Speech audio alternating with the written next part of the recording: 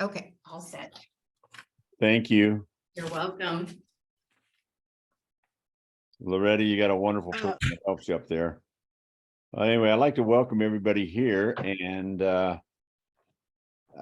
introduce, I'd like to especially welcome Karen. Karen's going to be our speaker today, and she's going to do this. And we're going to do a little teamwork on this today.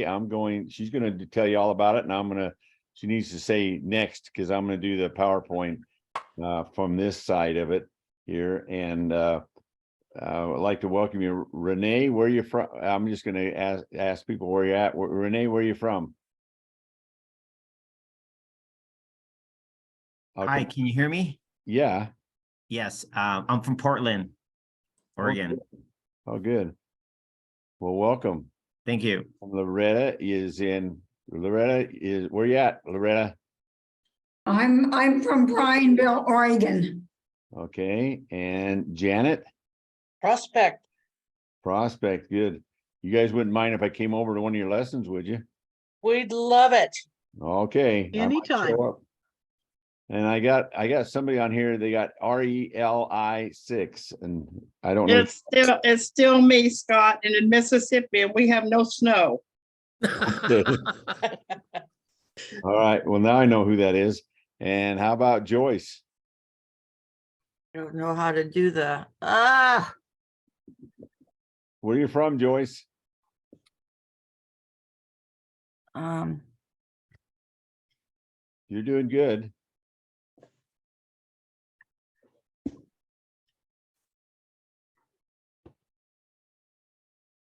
We heard you, Joyce.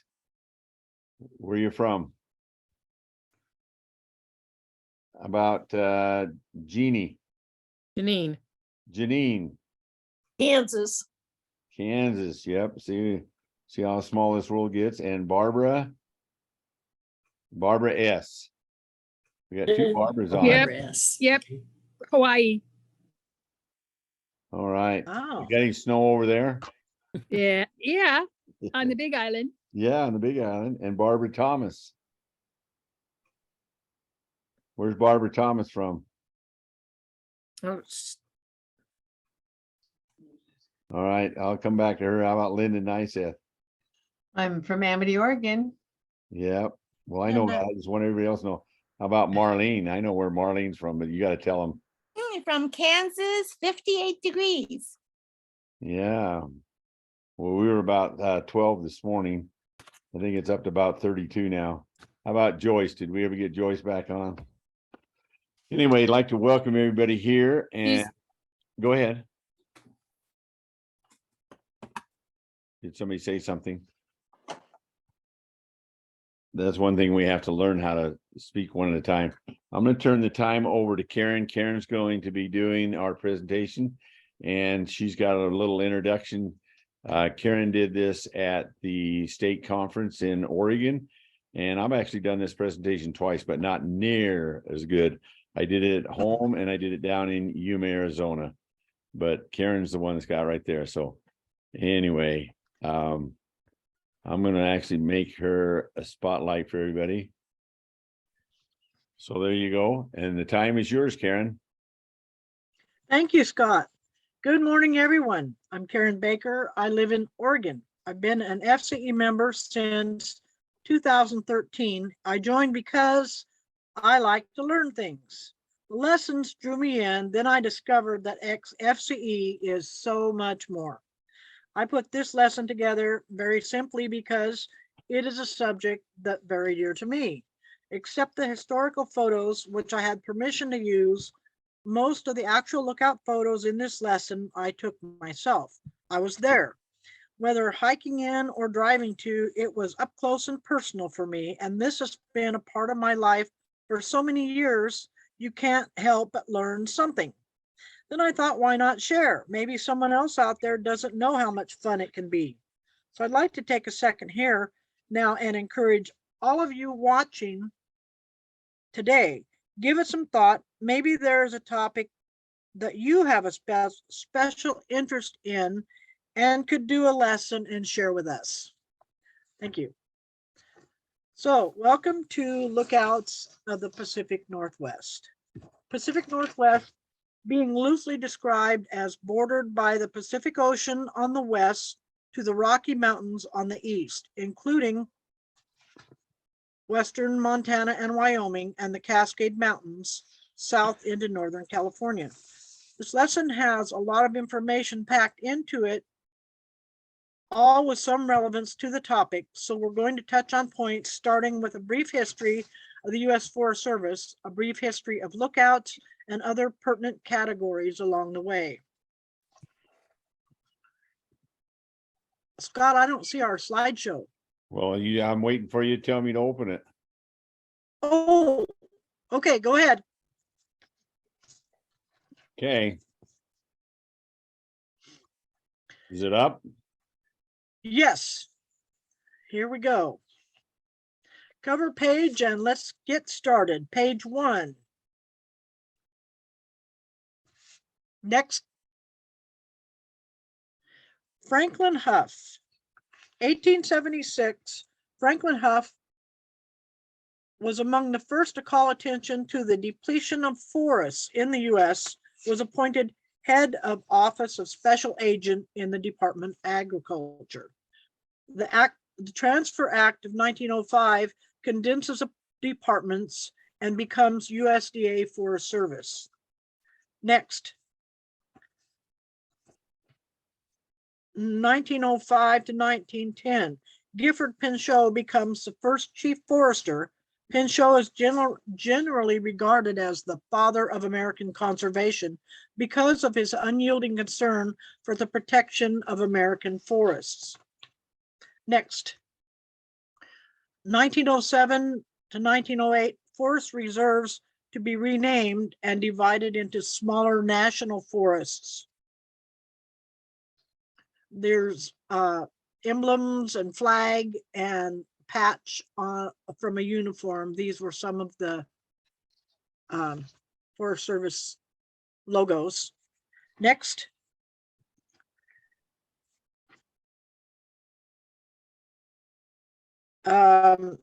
National Forest being renamed. Example, Rogue River National Forest and Siskiyou National Forest joined and became Rogue River Siskiyou National Forest. Next. This is the office at Prospect, High Cascades Ranger District, Rogue River Siskiyou National Forest at Prospect, where I lived, which I understand is getting ready to close down for a little while. Next.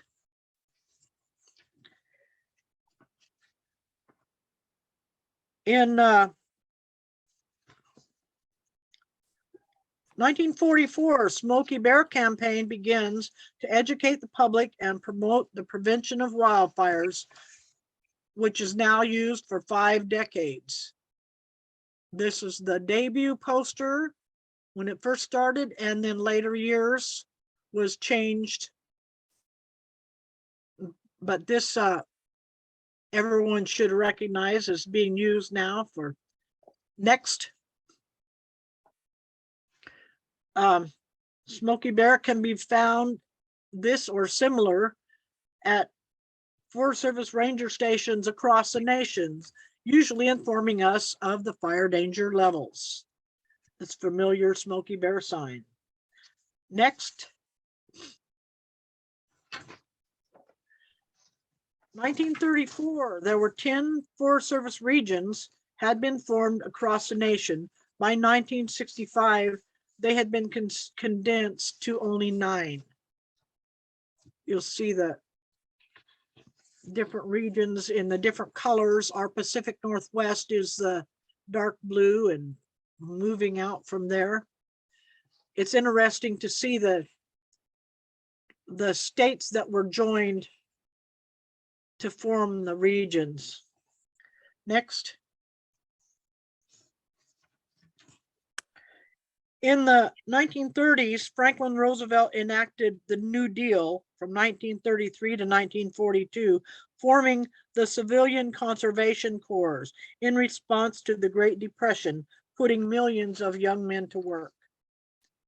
Next. CCC camps had an integral role in the development of our nation's forests, aside from the numerous lookouts they built. And I will show you examples. Here's an example of one of their camps, which is mostly tents. Some camps had partial wood sides with the tents, maybe on a board floor. Some had board structures.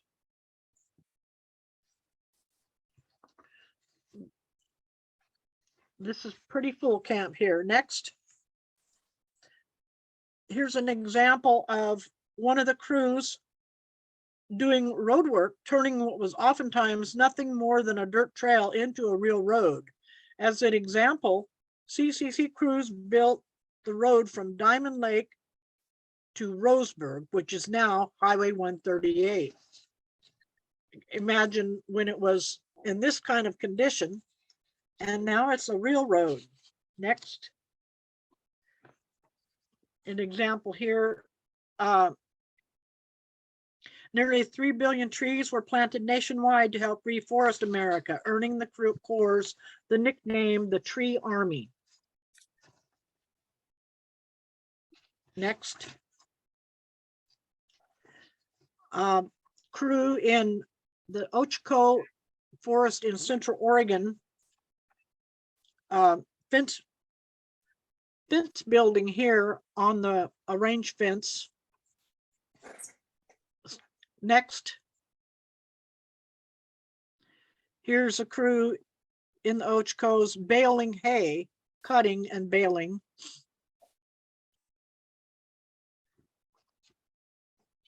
Next. This is a crew at Camp Mill Creek there in the Ochco National Forest.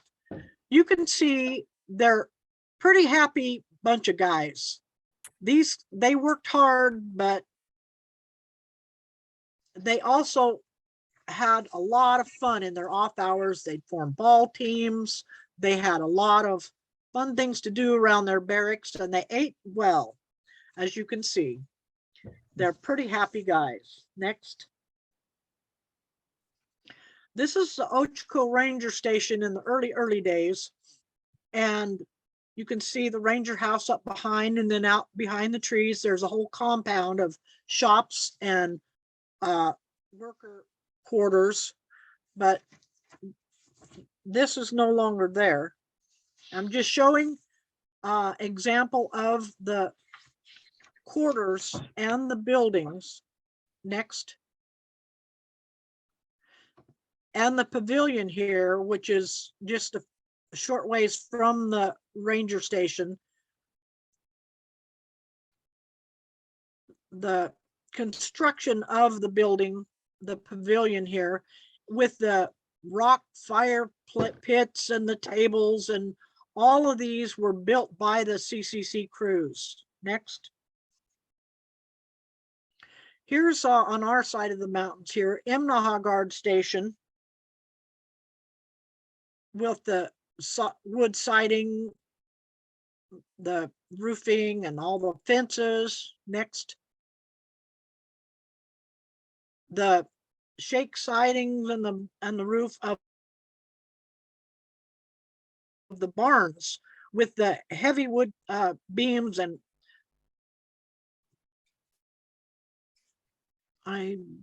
next.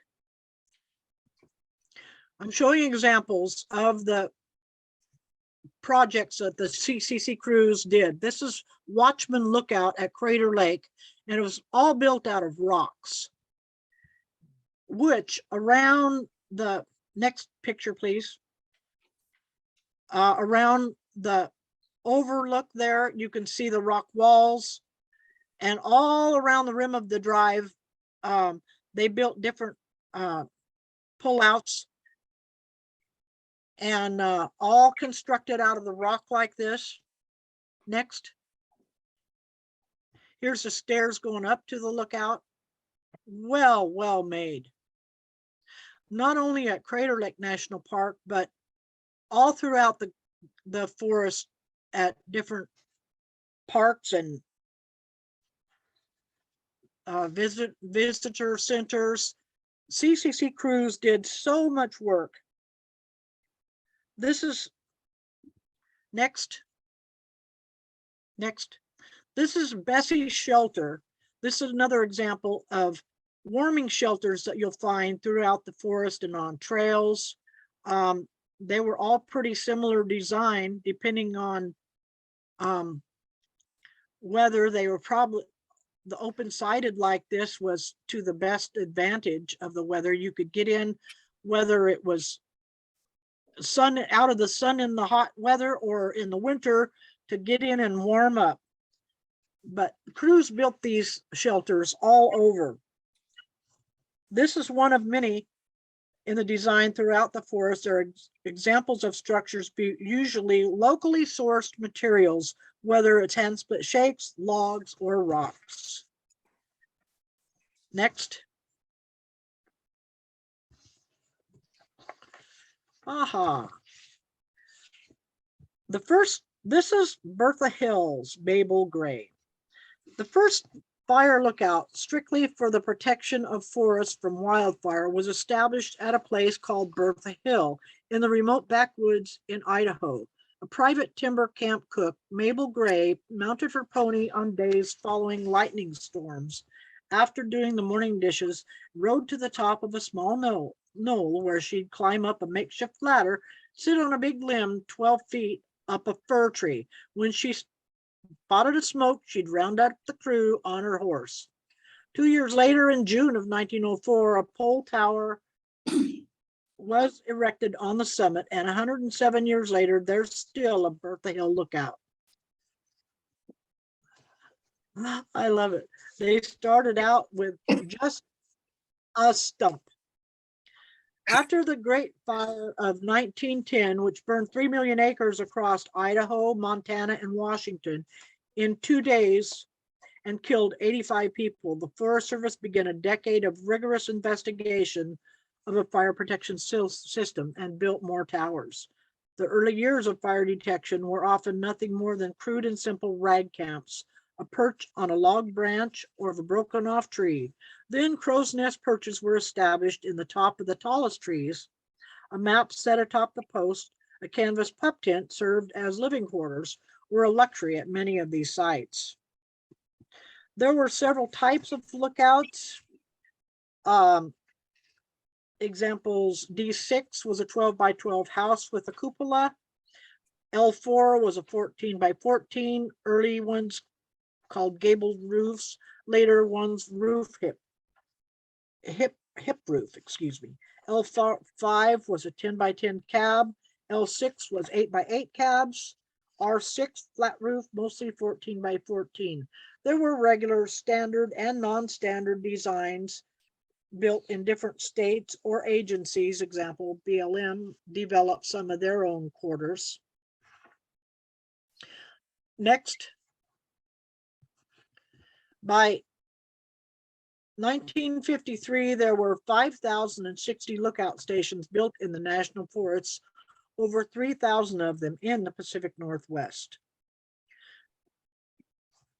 CCC crews built over 600 towers, lookout towers. Abbott Butte Lookout, this is a historic photo in the Rogue River National Forest, shows the beginning of its years, and then several in this picture of what they were remodeled to from 28 to 1942 and 1938, 1917 is when the cab fell down due to heavy snows. Next. I took this photo in 2015 and the cab has since collapsed. Next. Bessie Rock, 1930s. You can see on the top where there was a lookout structure up there. Notice on the left-hand side, those long, long ladders. This was a rock, and you had to go climb those ladders with your gear, and then later the cables were run to help pull supplies up, but everything up there was brought up on people's backs until they enacted these cables. And I mean everything, the stoves, the lumber, all their gear. I just can't imagine. I just can't imagine. Next. Here's a close-up of the building up there. Look at all of those supplies that had been brought up. L4 cab sits atop this massive rock. All the gear and supplies brought up these treacherous ladders. Next, Bessie Rock in 1965, you can see the building still with the flags up there on top of that rock. 65. Bessie was destroyed in 1969. Next. Same view here of the photo I took in 2019. She's still just as beautiful today, but just no buildings up there. Next. Black Mountain Lookout Tree. An 80-foot ponderosa pine developed in the early 1930s, a 6-foot square platform on top, a resting platform halfway up the tree, up the ladder. Next. This is the same tree, same view, just in 2010, was still standing, though you're not able to climb that ladder. There were no signs, but with the help of my GPS, I was able to find this tree. Next. This is the Black Mountain cabin, which was at this tree site, which later was moved to the Ochco Ranger Station. And it has some of the equipment in it, and they're using it for a museum. It's right there off the road, so people can go inside and look around and see what it was like to live there. Next. Mount Pisgah Lookout. This was in 2010. An R6 tower was built in 1964 after a fire had destroyed the previous tower. Next. Mount Pisgah's 1923 platform and weather station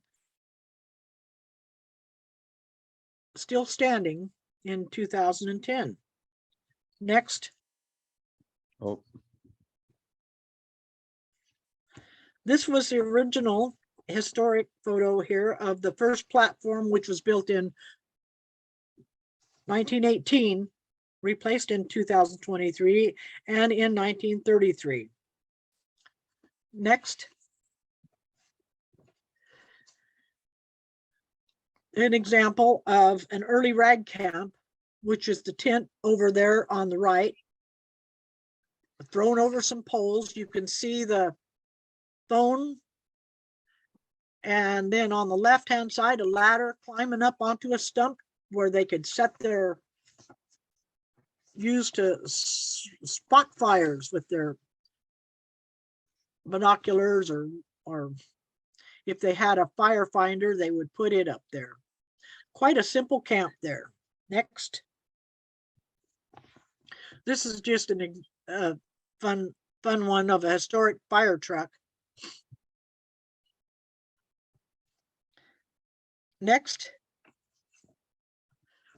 Red Mountain Lookout in the Umpqua.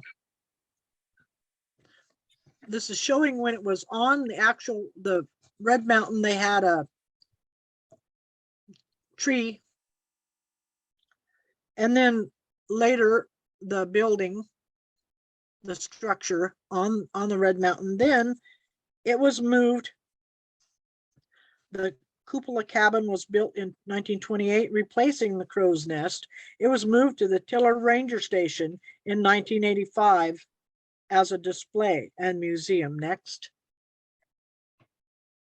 This is the same building moved to Tiller, Oregon, next to the ranger station. I took this photo in 2017.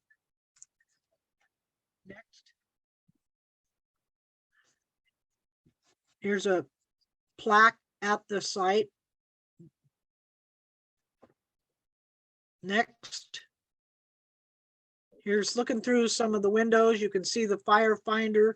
You can see the stool over there to the left with the glass feet on it that you had to stand on in a lightning storm. Next.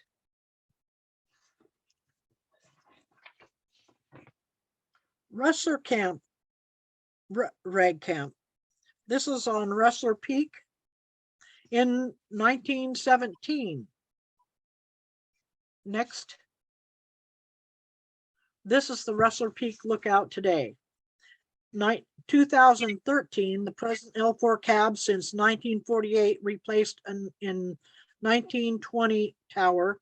Rustler was the first lookout in Oregon to use solar panels.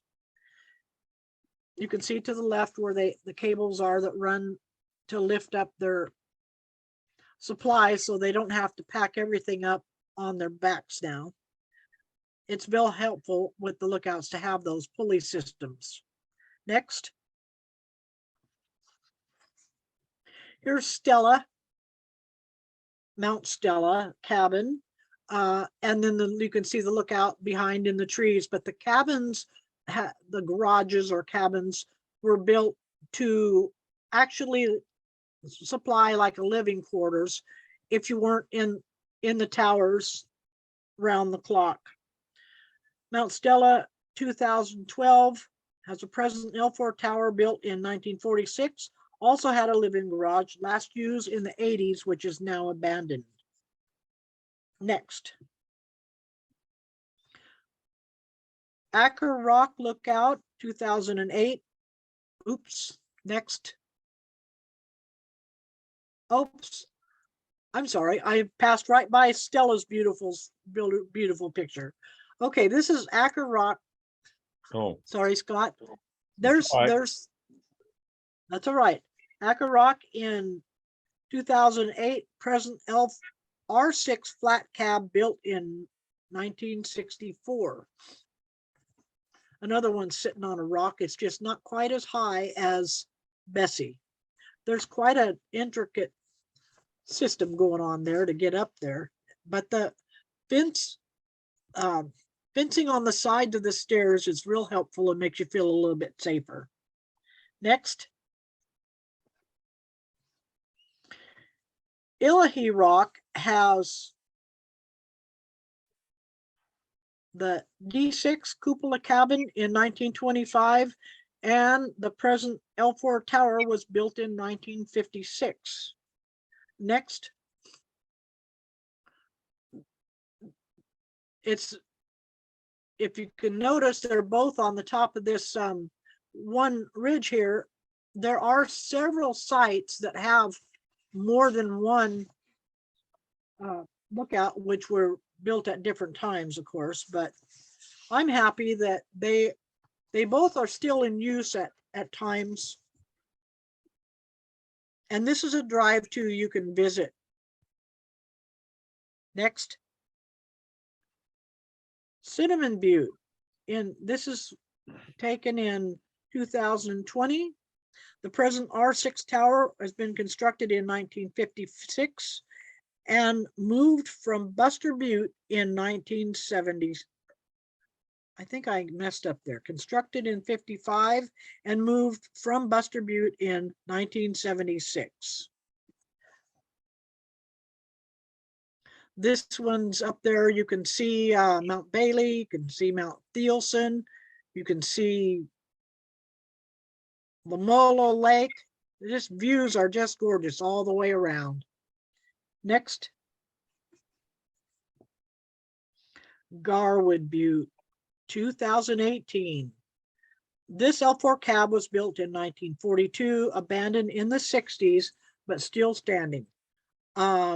There were signs on the building when I was there that it was being potentially rebuilt, but I've seen pictures since and they're not doing anything with it yet. So I don't know if that one's going to be restored or not.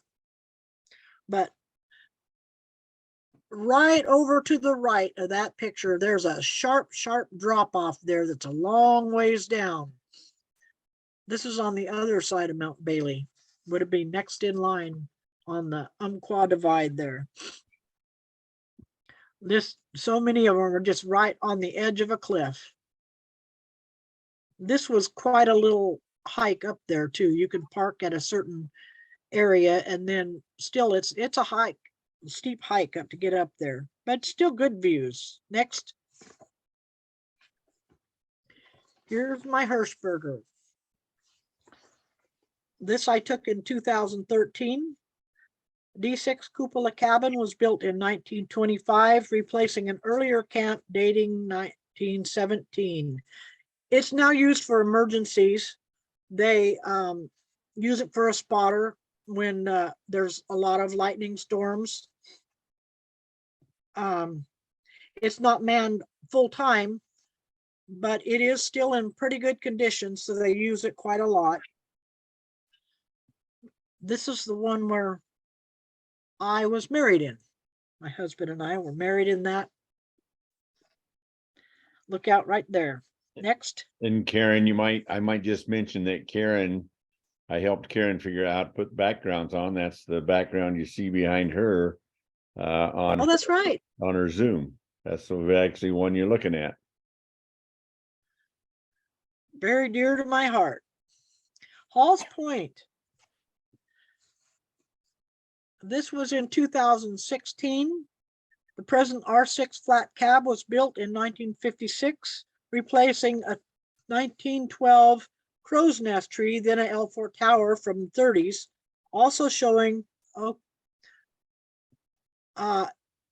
in this picture, you can tell it's got a pretty fresh paint job. We met the person that manned this lookout for several years. He took a lot of pride in that, in his work, and he did a lot of work, some out of his own pocket, to keep that place fixed up. Next. This shows Hall's Point during a fire when it was wrapped with the repellent coating.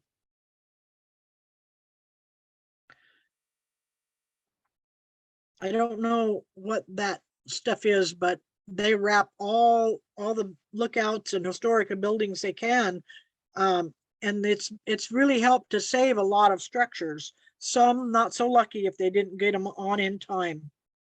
Next. White Point, 2018. This present ODF cab was built in 1974, which replaced a wooden tower from 1951. Solar panels operate the equipment. They still use it for, it's not manned, but they use it to power the equipment they have in there to help with fire spotting. Next. Picket Butte in 2017. The present L4 tower was built in 1948. This one gets used a lot in the rental system. It's also manned for fire detection in the summer, but in off hours and off season, this lookout gets used an awful lot. It's a very nice place. Next. So Karen, why don't you explain what the rental system is, or the? Oh, well,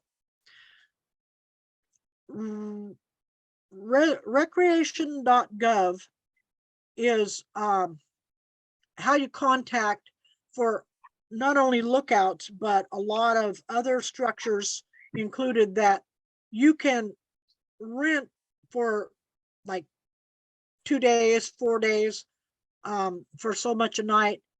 But they're like, these are behind locked gates, maybe a mile away per se, that if you rent it, then you get the keys, you get the combination to get in, and you're there by yourself.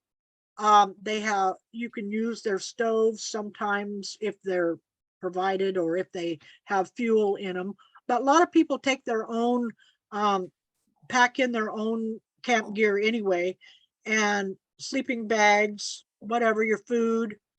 You can just rent them just to stay out there. Some people go in even when there's snow, if you're a hardy soul that likes to snowshoe or hike. But the roads are not plowed. High mountain lookout roads are some of the worst you can ever imagine, and they're not plowed. But if you've got 4-wheel drive, go for it if you think you can. Thank you. Next. Tallow Box 2013. This tower with ODF cab was built in 1963. It was destroyed by arson fire in 2007. You can see all the dishes and everything. A lot of lookout sites are used for different radio receivers, satellite dishes. I don't know what all these equipment, but several are being used nowadays for, besides fire detection, they're used for receivers for cell towers or whatever. This one was certainly full of them. Next. This is Parker Mountain in 2018. It was built in 1956. I believe this is a drive-to still. Next. Chase Mountain in 2018, also built in 1951. This is near the Parker Mountain and Chase Mountain are on the same highway up there. So if you're going to visit one, you might as well visit both of them. They're both drive-tos. And they're just west Next. of Klamath Falls. Yeah. Yeah. Highway 238, is it? Robinson Butte, 2016. R6 tower was moved from Blue Rock in 1974, replacing an L4 tower, which was built in 1933. This also has a lot of tower radio towers, cell towers or whatever, but the actual lookout itself is not manned any longer. It is on the historic registry of historic lookouts, but I don't think you can even get to the top of the stairs anymore. It's kind of in disrepair, but it's still standing. Next. Pelican Butte, another one with a lot of the dishes all. This was in 2013.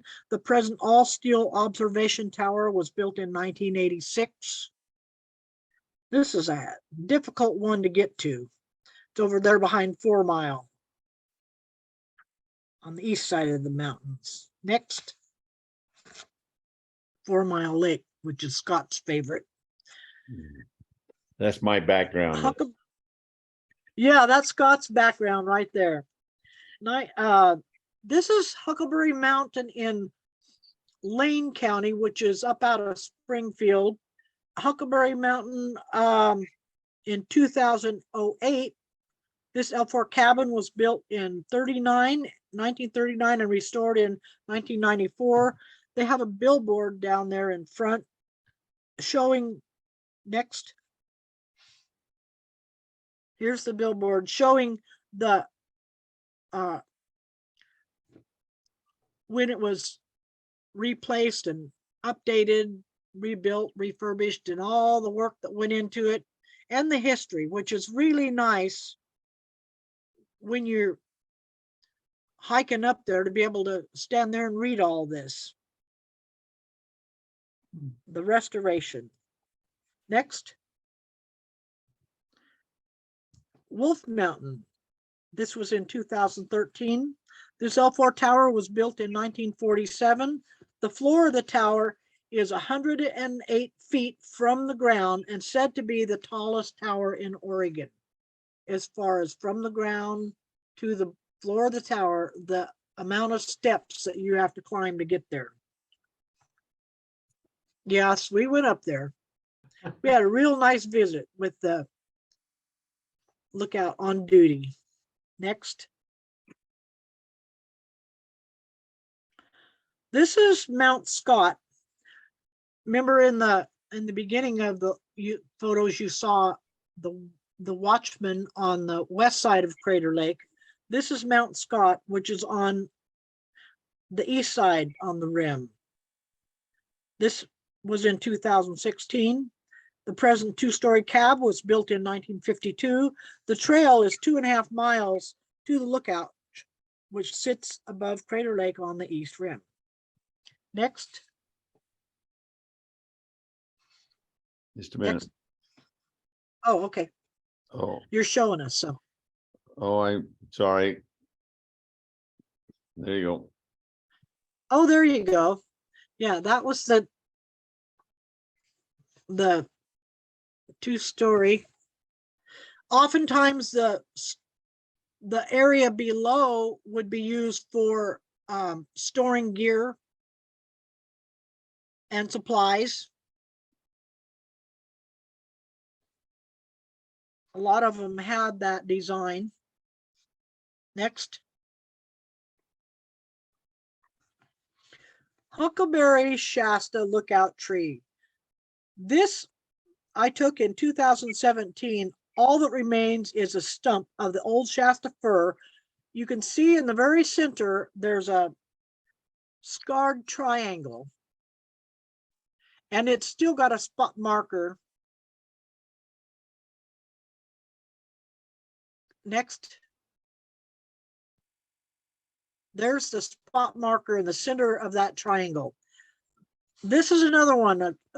If I didn't have my GPS, I couldn't have found this tree, but I was determined that it was one, and my husband and I hiked out there, and we had circled around before we found that stump many times, and it's very hard to find without a GPS.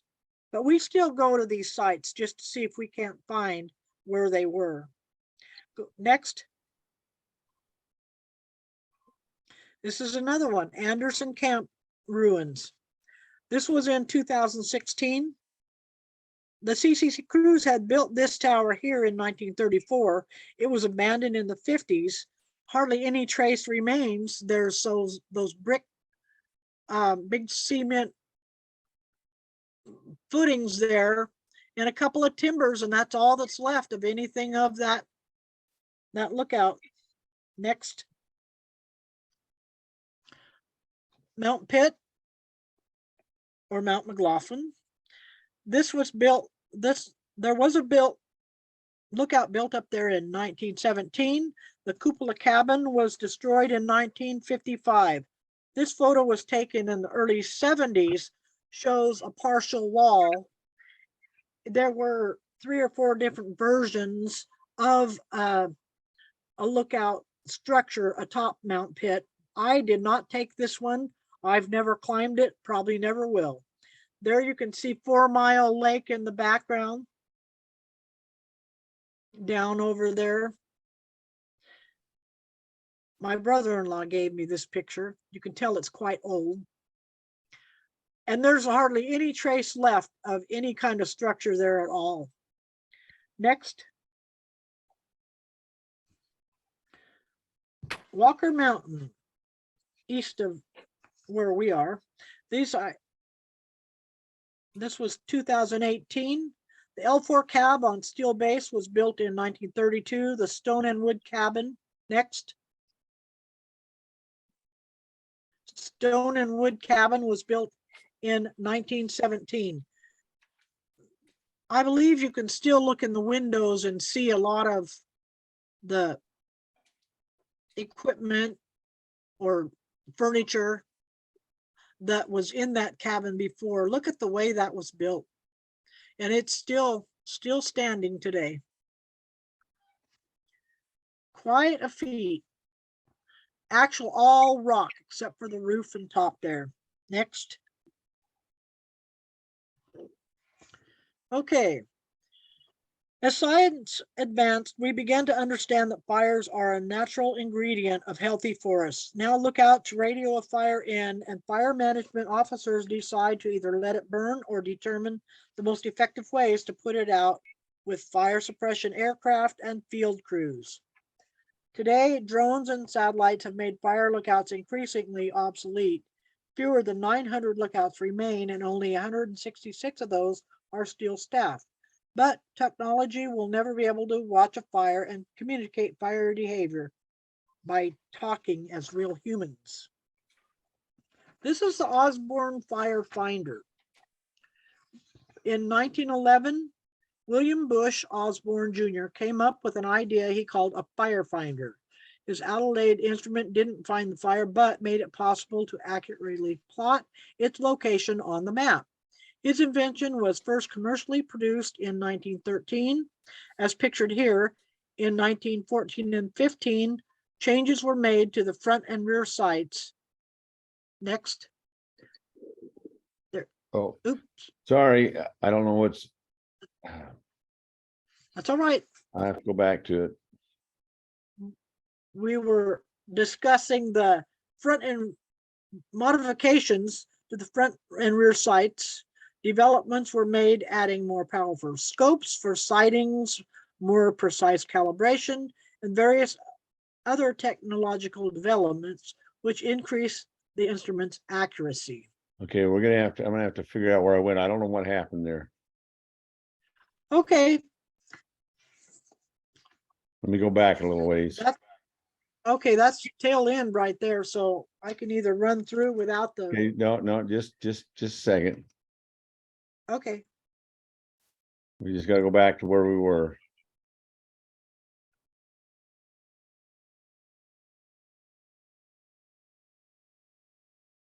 You're close. There we go. Okay, sorry. Yeah, I don't know that's what all happened. right. Go ahead a couple there to the firefinder. Next. How about that one? You want another one? Yeah, that we were talking about the modifications of the scope there. And this one here is the firefinder at Hall's Point. And you can notice on the top around the top of the windows there, they have the markings of all the peaks all around each. From that side, you can see the how far they are to that peak. Whatever peak you can see out those windows is listed on the top of the with the directions there and how tall they are. A lot of lookouts have those still. And after he had repainted the whole building, he got up there and hand painted all those over again, saved all the markings. Next. You can see here how they modified the scope on top of the I don't even know what all that equipment is on there. That Wolf Mountain, this is on Wolf Mountain. That woman has computers up there now, and they have such sophisticated equipment. There's all kinds of things on the top of that scope that I don't even know what it is. And you can see out her window there, out the window to the left, the pulley system. They've got the to bring their gear up, hydraulics or next. The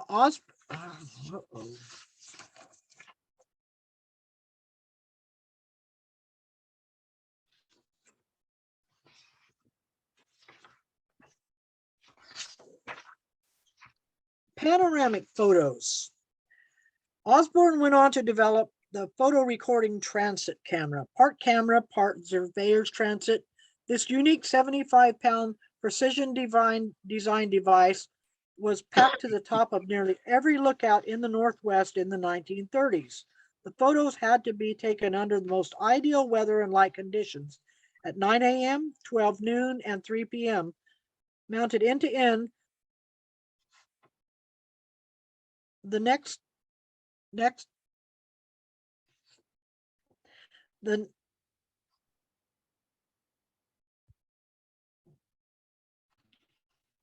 the 39-inch wide set of 3 points, the panoramic photo, was etched precisely in azimuth degrees from 0 to 360 and in degrees below and above the elevation of the lookout site. Next. This is a panoramic photo from Hirschberger Lookout looking southeast. You can see the rabbit ears out there to the right. Next. And looking from Hirschberger southwest. You can see barely on the lower left-hand corner, there is a wooden ladder. Nowadays, there is a road. It's not very good, but you can drive right up to the lookout, and there are a garage and several receivers. But back when these were taken in 1933, that ladder is how you got up there. And you had to pack, there was a spring way down below. You had to pack all your water, everything for like a mile, and you carried everything up there on your back and climbed that ladder. Next. This is a panoramic photo from Cinnamon Butte looking north. So Karen, are those the dates on the film at the bottom? For example, that was 8/19/36. Yes, yes, Okay. that was taken in 36. And obviously the forest looks very different today. Go ahead, next. This is Cinnamon Butte looking southeast. So from Cinnamon, you would,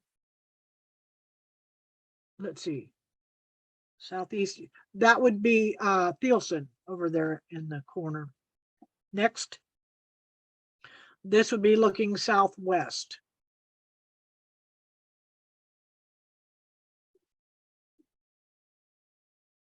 Okay, next. Lightning protection. Beginning in the early 1930s, all lookouts were equipped with lightning protection consisting of a bird cage of solid wire extending from the roof peak down all four corners and down the hill perhaps 100 yards to dissipate the static charge.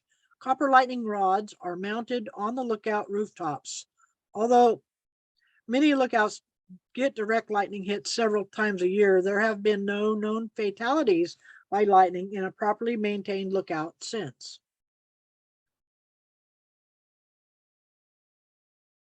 The lightning stool, you can see in that picture there with the glass feet, was, or proverbial hot seat, was designed simply and may be found in many forms using telephone insulators on the feet. It was intended to be stood on.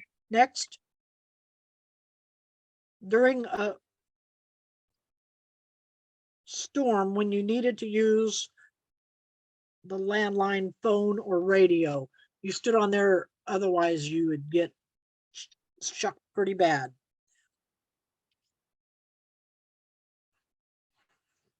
That's the bird cage of wires they're talking about to protect from getting hit in the lookout. Next. I'm going to talk about benchmarks a little bit. They're actually just marking many kinds of benchmarks, most likely have been recorded, included in a database created by NOAA's National Geodetic Survey, NGS. which stands for National Oceanic and Atmospheric Administration. NOAA's weather reports are on all the weather radios. That would be your emergency band. But they did and the NGS, National Geodetic Survey, did a lot of the markings. You're going to find these at lookouts, sometimes church towers, sometimes bridges.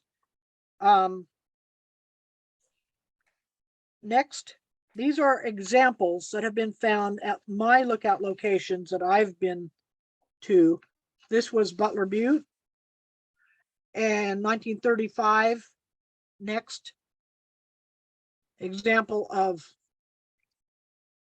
another style. They all have different markings on them depending on what company put them up there. This was put up by the U.S. Department of Agriculture, but it's dated. And oftentimes it'll have the year and the elevation. Next. This was what happened when it was vandaled. Someone took the Garwood marker. I don't know how. It's cemented in a rock place that somebody had to really work at it in order to vandal that. Next. Robinson Butte was 1933. Next, this is an example too of at Stella. This is 1992. You can see the ones that we flipped through, how the different styles and how they were stamped and what information may have been put on it, like the map coordinates T30 south, R3 east, 20C. That's a map coordinate that whoever put that one there just, oh, this was USFS GPS coordinate. Next, that was Stella, and this one is also at Stella, the number 2 marker. This was 1953. And again, different information just put at a location just a few feet from one to the other. Next.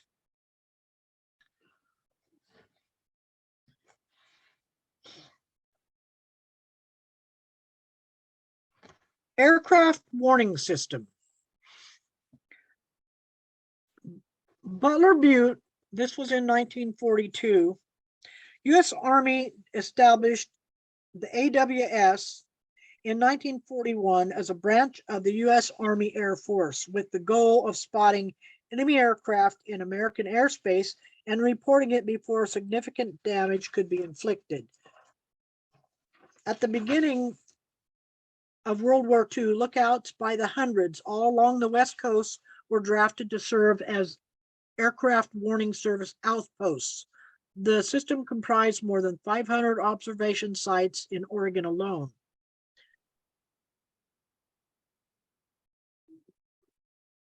I think I'm messed up here.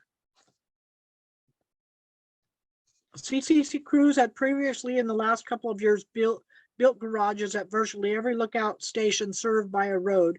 Many of those garages were converted into winter sleeping quarters for the 2-person ground observer teams.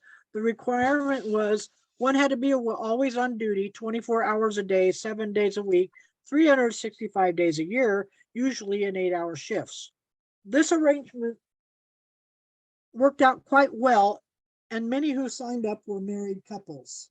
Butler Butte here was one lookout drafted to serve as an AW outpost, where Clarence and Laura Hartley spent 13 months. Their job was to report all aircraft sightings to the command post in Roseburg by radio. No Japanese or other enemy aircraft was observed that winter, but Butler Butte's excellent radio reception made it a vital link in the Air Force's communications network. Next.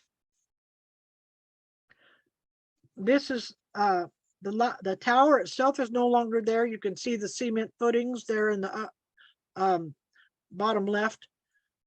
This was Butler Butte cabin that the Hartleys lived in during that winter. And oftentimes the snow was over the roof. They had to dig down into the door, but they had to be able to go up into the tower also. So with the snow, this is partial covered from the fire that was through that year. But you can see that now they have the solar panels. They had the propane to run the stove. Butler Butte cabin was used as a rental at one time, and it was very well stocked with furnished with very nice furniture, but I'm not certain that it's still being used since I took since we were up there again. It looked like it was kind of dilapidated. Next. This was a plaque there at Butler Butte describing the AWS house when it was in use, and a lot of the people listed on the plaque was a tribute from the Tiller Ranger District who served during that time. Next. Dutchman was another lookout drafted into service, was manned by Mr. and Mrs. Slim McDowell. Mount Emily, also in Oregon, had quite a story to tell. I've included 2 more stories in our lesson to share in both of courageous and amazing men. I don't have them photos on here, but I included them in the handout lesson if you choose to give this to your class. One was Elijah Coleman, Man of the Mountain, and one Dan Patterson, the legend. Next. Early forest ranger making a phone call. This was in the Ochocos also. Just stand out there on a tree and talk on the phone. Next.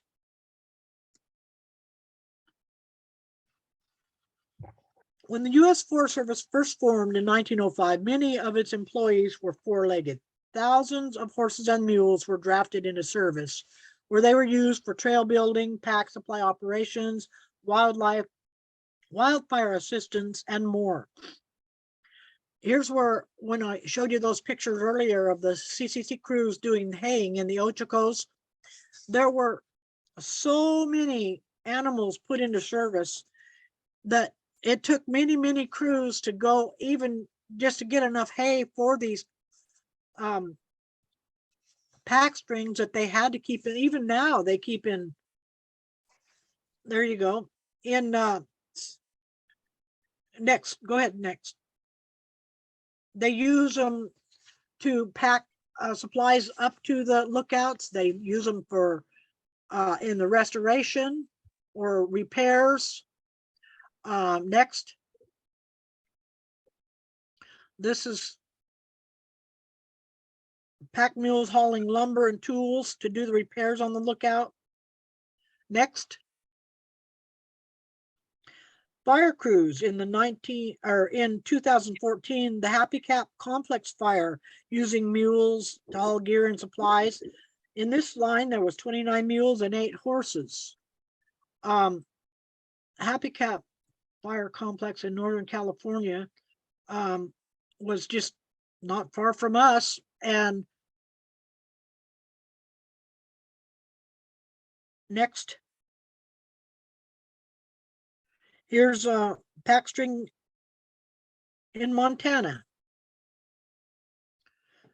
Everything that they used in the lookouts was brought up in this way. In a lot of places that didn't have roads, or some that was before the roads were built. This is just an example here of how everything was brought up, and even stoves, even everything, whether it was heavy, they had to be balanced on these pack saddles. And it took a really good packer to know how to do this and to do it well. Early years, literally everything that went to a lookout was hauled in on the mules. There you go. Next. That's my lookout lesson. Any questions? I hope you all enjoyed it. I had a lot of fun making it. There, I loved it, I Karen. don't. Thank you. I don't hike anymore like I used to, but I still like to go to the ones that you can drive to. And you Um, just need to check with your, go ahead. I think this lesson is just wonderful. I didn't get to see all of it because it kept saying reboot and I can't do any of that. Oh, I'm sorry. Well, it's not your fault. I don't dare touch anything. I would mess it up on the Well, computer. I know how you feel there. And That's why I'm letting Scott doing the touching. I was gonna ask you a question that it's kind of personal. You said you was married in one of the lookouts. What one Yes. was That one right behind my head there, Hirschberger Lookout. Hers? My husband and I got Hers? Hirschberger. Hirschberger. Yeah, I don't know how to spell it. Hershberger.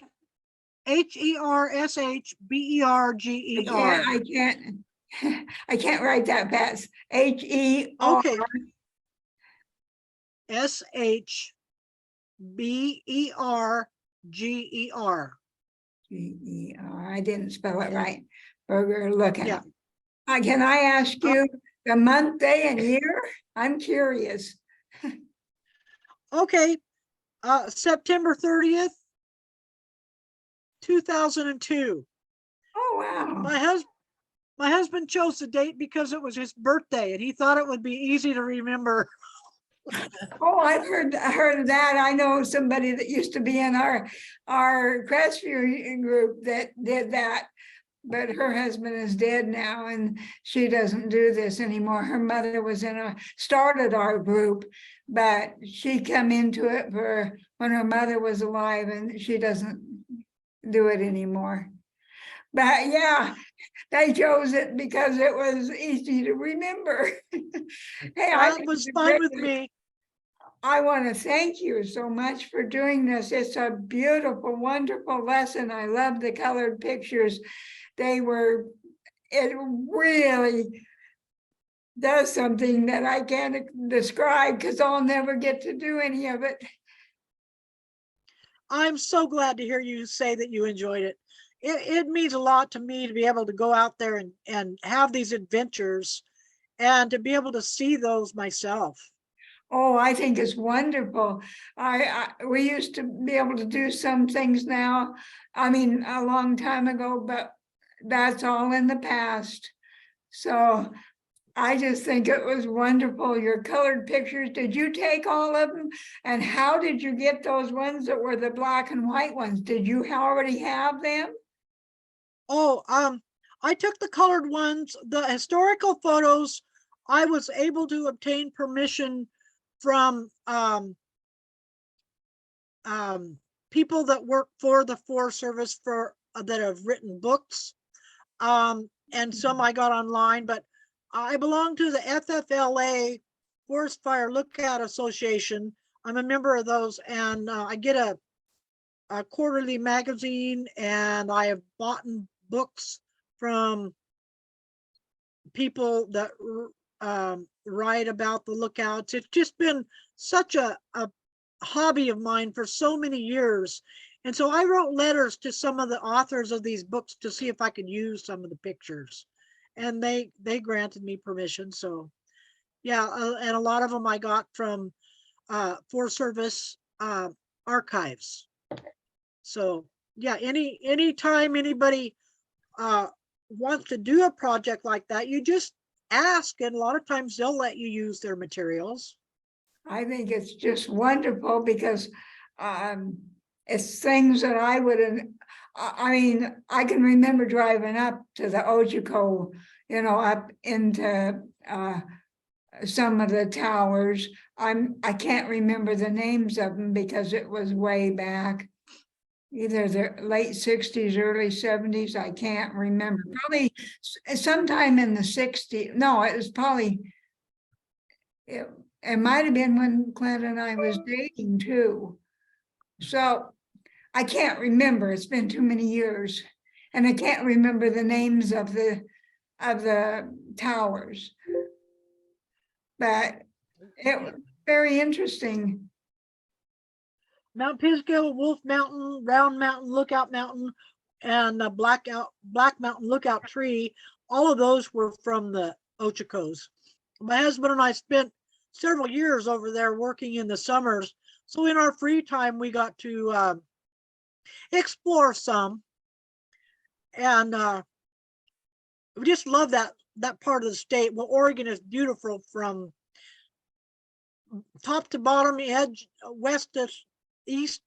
All of Oregon is just beautiful. And it all has its own, like the Central Oregon Desert is so different than the forests on the coast even. It's just, and then the Eagle Caps up north in the Wallowas.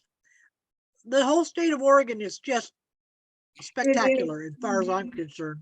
Yep. Well, we're at Prineville, you can go north into the mountains, and if you go Yep. south, you're almost into a kind of a desert type thing that has got the sagebrush and so on, and out toward Bend is all that sagebrush but you cannot believe how big the junipers are and the sagebrush if they don't keep it. If they're not building, you just can't imagine how big it has gotten. So, I mean, Yeah. so Karen, you have a question from Linda in Mississippi. It's in the chat. I'm just going to read it for you. It says, do you know how many towers Okay. there are in Oregon and Washington state? I'm not sure combined. I think there are still standing, I think about 158 in Oregon. I'm not sure about Washington. So Linda, you I still on think- there? Wait a second, Janet. Oh, I'll okay. talk to you this afternoon. Okay, go ahead. I'm still Thank here. you. Thank you. Thank you. This is Linda in Mississippi. Thank you for that information. You're welcome. I'd like to probably look up the Washington figure myself because there are a lot of them in Washington that I've looked up that I'd like to go to. I just have know- to take a, We have some in Mississippi in the pine trees, so looking for fires. I get the FFLA magazine, and so I see a lot of information of the back east states that I know I'll never get to, but they have beautiful, beautiful country back there.